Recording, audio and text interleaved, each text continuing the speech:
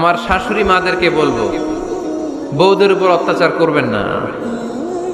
ছেলেরা প্রশ্ন করে, তোর কাছে তোর বউ বড় না আমি বড়? আছে না নাই? এটা একটা প্রশ্ন হইল। তোর বউ বড় না আমি বড়? দুইজনেই বড়। তো এক ছেলে সুন্দর উত্তর দিছে, আমার কাছে ভালো লাগছে উত্তরটা শুনে। এক মা প্রশ্ন করছে, তোরে এতদিন আমি লালন পালন করে বড় করলাম, জীবন যৌবন তোর জন্য শেষ করলাম, আজকে বউ পাইয়া বউ তোর আপন হয়ে গেল। এবার ছেলে উত্তর দিছে, মা আমার মুখ থেকে মা ডাক শোনার জন্য তুমি কি কষ্টটাই না করছো জীবনে।